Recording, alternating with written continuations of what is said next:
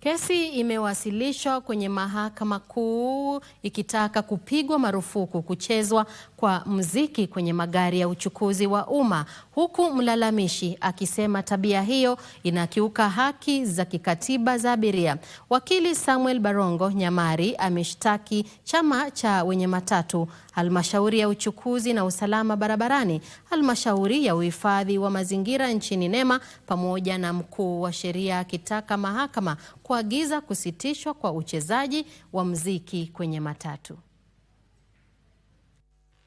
As a matter of context, I filed this petition in my personal capacity and also in the public interest. Kesi hiyo iliwasilishwa mbele ya Jaji Patricia Nyaundi katika mahakama za Milimani, ambapo wakili Samuel Barongo Nyamari anapinga uchezaji wa muziki kwa sauti ya juu kwenye matatu nyingi bila idhini ya abiria. What I term as a pandemic that has been going on in this country.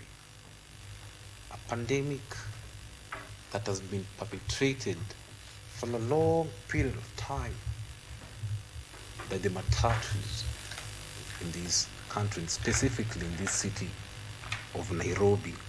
Anasema kelele inayotokana na muziki huo kwenye magari ya uchukuzi wa umma inakiuka haki za kimsingi za abiria.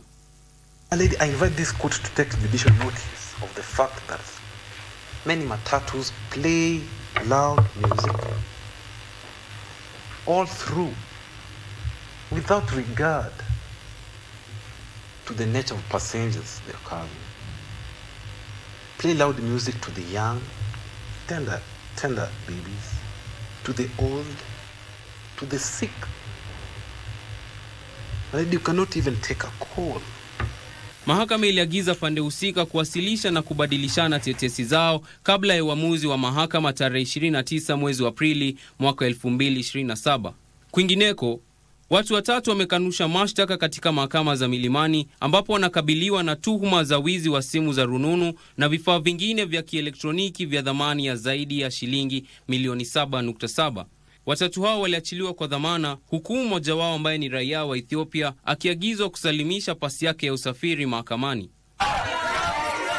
Na vurugu ilizuka katika mahakama za Milimani na kukatiza shughuli kwenye mahakama hizo muda mfupi kabla ya mahakama kutoa uamuzi kwenye kesi moja inayohusu kutoweka kwa Abdulaziz Zizu.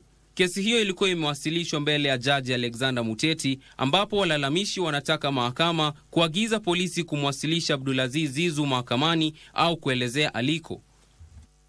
Lordship, our primary complaint against in this petition in our application for habeas corpus is as against the respondents who are members of the National Police Service.